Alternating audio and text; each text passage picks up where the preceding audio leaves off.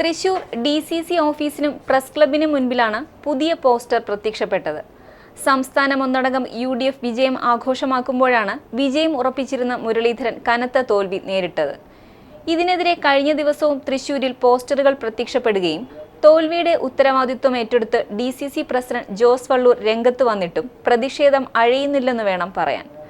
ഇന്നലെ പോസ്റ്ററുകൾ പ്രത്യക്ഷപ്പെട്ടിരുന്നതെങ്കിൽ ഇന്ന് മുൻ MLA-മാരായ MP വിൻസൻ, അനിൽ അക്കര, മുൻ മേയർ IP പോൾ എന്നിവർക്കെതിരെയാണ് പോസ്റ്ററുകൾ പ്രത്യക്ഷപ്പെട്ടത്.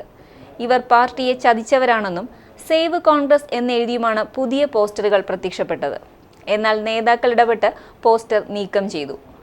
കെ മുരളീധരന്റെ തെരഞ്ഞെടുപ്പ് പരാജയത്തിൽ തൃശൂർ DCC-ക്കെതിരെ യൂത്ത് കോൺഗ്രസ് സംസ്ഥാന general secretary A. Muhammad Hashim അടക്കമുള്ളവർ കഴിഞ്ഞ ദിവസം രൂക്ഷ വിമർശനം നടത്തിയിരുന്നു.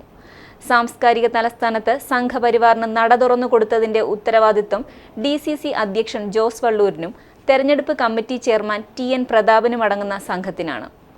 തോൽവിയുടെ ഉത്തരവാദിത്വം ഏറ്റെടുത്ത് ഇവർ രാജിവെക്കണമെന്നുമാണ് യൂത്ത് കോൺഗ്രസ് ആവശ്യപ്പെട്ടിരുന്നത്. പ്രതിഷേധം പരസ്യമായി അറിയിക്കുകയും രാഷ്ട്രീയത്തിൽ നിന്ന് മാറി നിൽക്കുകയുമാണെന്ന മുരളീധരനെ ആശ്വസിപ്പിക്കാൻ പുതിയ പദവി ഉൾപ്പെടെ കോൺഗ്രസിൽ ചർച്ചയാണ്.